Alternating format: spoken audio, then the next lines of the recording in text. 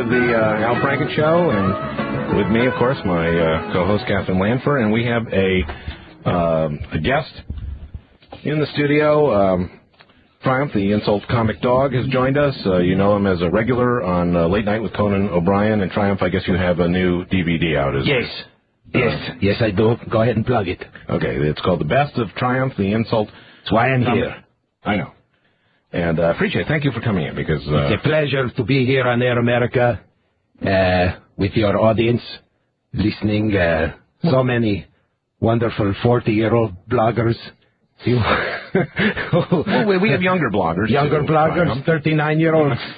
Come on, who's kidding who? We do very well, Triumph, with the 18 to 34s. Just, I think... Is that right? Yeah. Okay. As radio goes, I mean, talk... When you're on, I mean, in what city? What are we talking about? We're now on, we're growing. We're on in the... I know you're an insult I know. dog, and let me get to the insult. Sure, I will, but I just want to say that our audience is growing every day. We're in over 20 cities now. Well, okay, let's just pretend that nobody listens. Well, congratulations on your radio show. Yes. It's going to be on the Sundance Channel, I hear. Yes, that's very exciting. About very exciting. Now no one will be listening to you or watching you. You see how it works. I understand. I totally understand. Because Sundance doesn't have large audiences. Because they don't have... It's very exciting to put your radio show on TV. Very exciting. We're really looking forward to it, and we'll be having cameras in show here. About the guy who sits in a booth, takes phone calls. It's kind of like watching a cab dispatcher for an hour. Yes. Well, I think people are curious about how a radio show works. How a radio show works. Yes. Yes. Well, the ones they listen to. Could we crack open the window and maybe someone will hear us? Again, Triumph, we're doing extremely well. I don't mean to sound defensive. And I think that's the worst thing when you're being insulted. I'm going to poop on you. You want to be defensive. Yes, it's like Bill O'Reilly was defensive. You want to be like him? He was a bad sport.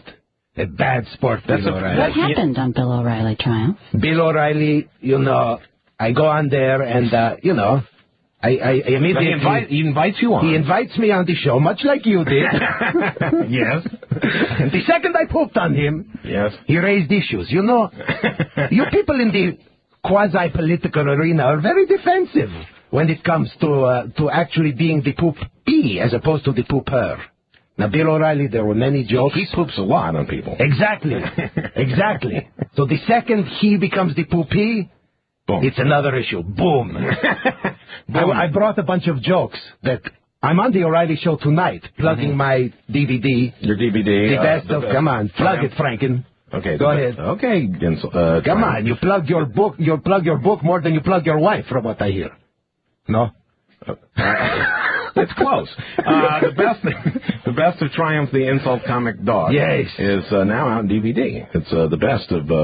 Is it just you and Conan? No. Then there's one. Then there's a whole one of Conan's anniversary show. It's a piece of crap. Yeah. You don't want this one. This is all the hits from all the years on Conan with Bon Jovi and the Star Wars line and. Well, this is all that stuff. There's so many. I mean, Maureen Dowd just left, and she said Maureen Dowd is the best. She just said for me to poop on. She said that you're the only that Triumph is the only entity or person or dog that she was afraid of. Yes, she told me that backstage. And she's a pretty liberal person herself. She does her share of pooping. And the Bush administration. Yeah. Now, can I run some of these jokes by you? I would love that. Will not appear on the Bill O'Reilly Show. So you like these jokes because they're at Bill O'Reilly's expense. Okay, well, let's hear, and then these won't appear? Well, I assume he's going to cut them out of the show. Let's hear what we probably won't see tonight. Okay. Well, I said to him, Bill, I feel bad that people are negative about you. I heard Al Franken compare you to foot fungus, which I think is totally unfair. Foot fungus doesn't have a bad haircut. That's not going to be on the show. See, you like these. Yes. I should have gone on his show and read the Franken jokes. No, your Franken jokes are good. Okay, I'm good because I have more. Good. Okay, O'Reilly. Let's see here. You think you're such a big deal. Oh, I beat Larry King in the ratings. Have you seen Larry King lately? The guy's a breadstick with suspenders. Okay. Okay, that was more at Larry King. Yeah, he'll probably keep that one in. Yeah. Bill, do you ever stop arguing? Do you ever stop arguing, Bill? What about during sex with your wife? Do you won't shut up when you ejaculate? And I can't believe he won't keep that. that sounds like knowing Bill. That sounds Then like I was like, then I did one. Bill, you're terrific. I kid. You're a great broadcaster, highly respected. Wait a minute. Are we in the no spin zone? Oh, in that case, you suck! And you know what he'll do? He'll just edit that. Right, exactly. Right before the no spin zone. Yeah, that's right. Yes, and then I'm like, that's a good joke. I like fair and balanced. Who are we kidding? Ted Kennedy's more balanced at 2 a.m.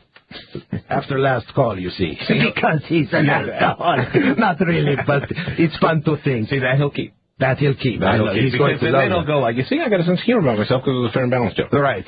That's the secret. When I make fun of O'Reilly, throw a liberal dig in there. So for you, it would be like, you're as big an ass as Bill O'Reilly or something, and that you'd like. Something like that. That's not a good joke. It's not a joke. But it's on its way to being a joke that you might enjoy. It's on the way to a structure of a joke that I might... That you might enjoy.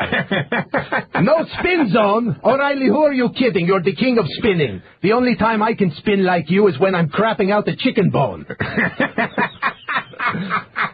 And who are you... That won't stay in. No. That won't make the cut. No. Then we talked about his argument with Michael Moore, which was very heated about... Would you send your kid to Fallujah? That was basically the whole half hour. Would you? No, I would. Would you? Maybe. I would not. Would you? No, I'd go myself. Right. And I told him I would sacrifice my son, but on the other hand, I have 287 illegitimate kids, so it's not saying a lot. But I told him. Triumph said. That's what Triumph said. Because he's a dog. Hard to remember. Because he's a dog. On the radio, it's not quite. You have to be reminded. We have to remember that I'm sure most of our listeners are fans of Triumph. Yes. You have to remember that Triumph is a dog. Right. That's why he had 200. And I told him I know about sacrifice because my brother served in Vietnam. No, wait, he was served in Vietnam with the side of broccoli. Oh, yes. That's why it's so good to remind people that Triumph is a dog. It is. See, you're a dog. You're a dog. That's a good reminder right there. Because then the served with. Thank goodness that happened before that joke. And then finally I asked him, would you make, Bill, the ultimate sacrifice for your country? Mm-hmm. And by that I mean stooping Greta Van Susteren. And he immediately said, that is not going in the show. I can believe that. He's a bully. Greta Van Susteren is a very nice person. I'm sure she is. It just seems, Did he seem to get the... it's not about nice. Did he seem to get the premise of you? As a dog. I mean, that you're an insult comic because that's your job. I mean, yes. you kid because you love, right? I kid because, well, not in his case. No, he gets the premise up to the point where his name is mentioned. Kind of like the beginning of this interview. Which brings me back to the Franken joke. Sure. You know what I love about Air America? You guys are really stirring up things. You're fighting the system, sticking it to the man. It's just like the 60s in here, especially the equipment in the studio. It's kind of ironic that Air America, the liberal network, has equipment from Army surplus. Yeah. That's more of an Air America joke. That's a good. We do not have maybe the most standard or cutting edge. State of the art. That's what I was looking for. Still, we don't have state-of-the-art equipment. No, look, but it's enough. People can hear us. No, it makes sense that Air America is for Democrats, because if anyone can relate to the downtrodden, it's people who work at this radio station. I think they get paid in hugs, warm hugs. Yes. We do. We're affectionate around here. Yes, we are supportive. You've been paid. And I'm getting paid. Well, come on. Well, what are we going to pay Janine Garofalo, Al Franken money? Come on. This woman is a sourpuss. You do it with entertainment. Al, you know you like it. No, he looks over at Catherine. I look over because I'm testing you. Well, I'm testing you. And I know the Al Franken, the comedian. None of this politically correct crap. No, that was it. Thank you.